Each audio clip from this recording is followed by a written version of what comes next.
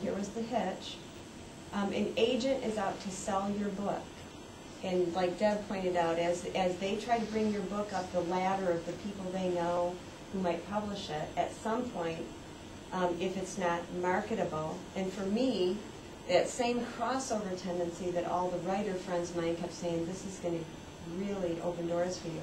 The agents were saying, I can't figure out where to place it. If I call it literary fiction, somebody might get mad at me because there's little subatomic particles scenes in here about physics. And if I call it scientific literature, somebody might not read it because they'd be scared off by it. So where do I market it? So what I did after about a year and a half, and of course I'm working on other writing projects as I'm doing this, which is really important to keep sending the work out, to keep getting these rejection letters, but to listen to them and move on. I decided to go directly to the presses. I'm a college professor. Publication in a traditional sense is important to me in the academic world. And I wasn't willing to wait another year and a half, and I kept hearing the same thing. Love it, can't market it, sorry. And so I heard that loud and clear. So I thought, okay, I'm going to go directly to the presses, which is a whole nother route. You find editors at certain presses that might be looking for your type of book, and you send it out.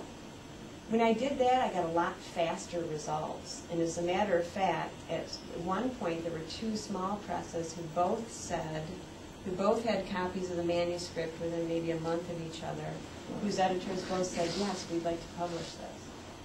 So after a year and a half of getting rejections, those first few acceptances were wonderful. Like Hazel said, it just is, it's incredible to get that first email or phone call that says, yes, we want to publish you.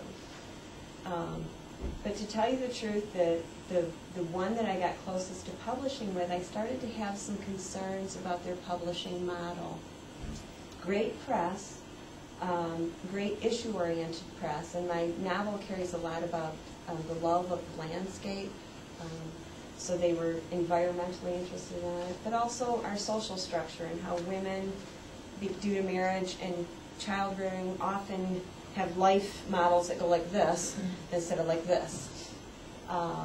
So I ended up turning down that publishing contract, which was one of the most painful things I've ever had to do, and it was very risky.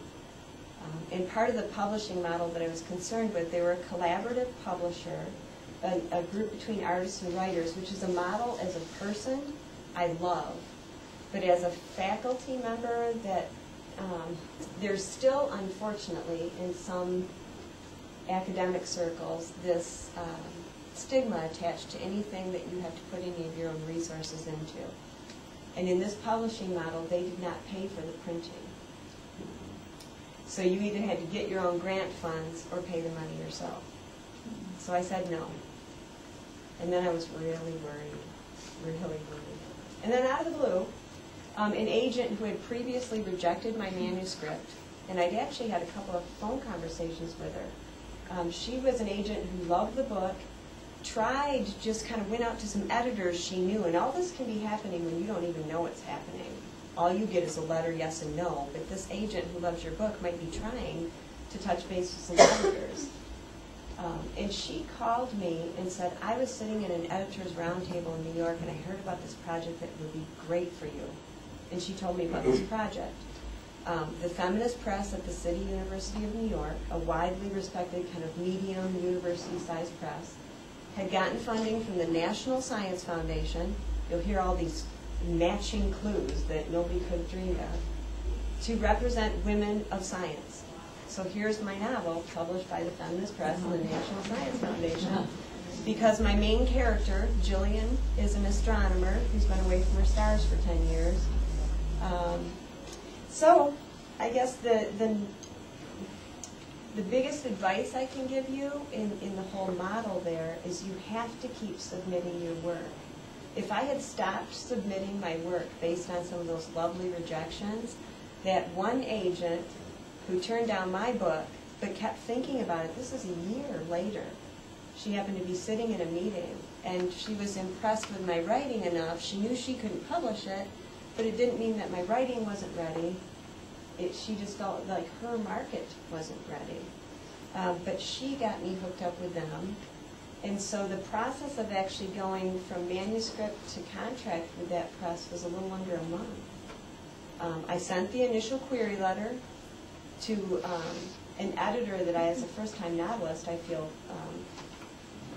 very lucky to have worked with. Her name is Florence Howe. She's been a big icon of the New York publishing world for a long time, publishing writers like Tilly Olson, Grace Paley, Rebecca Harding, and me. It's like, wow. Yeah, and I sent a query letter to Florence Howe online, and she said, sounds perfect for our project, send the first 2 chapters.